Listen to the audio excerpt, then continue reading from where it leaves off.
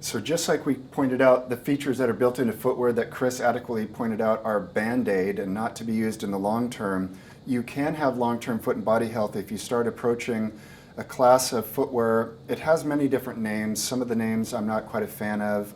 Some people call them Bearfoot, not B-E-A-R-F-O-O-T, but Bearfoot. Some people call them a minimal shoe, which I also don't like because there's a lot of minimal shoes with a narrow tapered toe box, so they're also not healthy. I like the term natural. In other words, how is that footwear going to position the natural human foot in its best functional state? But then some of my friends in this community are also starting to call it functional footwear, which I also like. Point being, you're not gonna have this narrow toe box. You're gonna be able to spread out here like this diagram shows, which is going to help you get all the blood flow. It's not going to pinch your nerves. A wider base of support is going to help you get better balance, and all those nerve endings are going to get better information if you've got that nice spread out foundation. So be looking for a toe box that's widest at the tips of the toes. Be careful using this term wide toe box in a shoe store because what they think you mean is widest at the ball. We really want to differentiate. Notice this diagram has this foot widest at the tips of the toes. That's critical. Zero drop is a term that was coined by the Ultra Shoe Company. My friend Golden Harper started that company maybe 15 years ago. My mentor would have called it flat.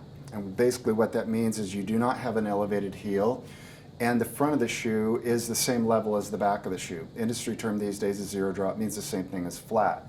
And the reason why that's critical is for the arch to function properly, you need to have your heel bone flat and level with all of your toe bones, and that's how your foot's going to function best. So that's the reason for zero drop.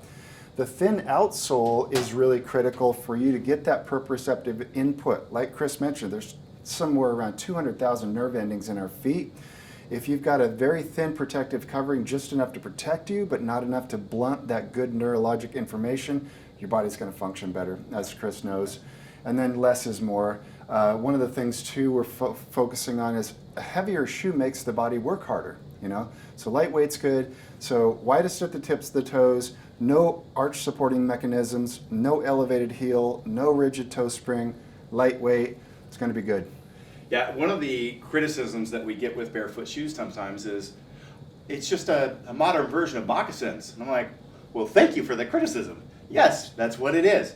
A couple other unique features about the Bearfoot. One is we have the widest toe box in the industry, which is fabulous and hard to get from a design point and not look like a clown shoe, which unfortunately a number of them do.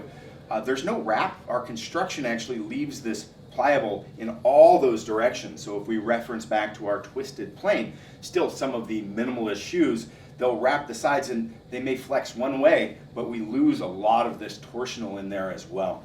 And then our construction also has the lowest durometer, so this great gripping force, and again, this ability to really feel the ground underneath and get that feedback to your body and your mind. So I've tried all of them, and that's why we ended up coming out with the Bearfoot brand, is really taking it to the next level as far as eliciting these effects and taking away this. I mean, Dr. Ray, is there another better shoe for functional than the Bearfoot? I haven't discovered it. Yeah. Yeah.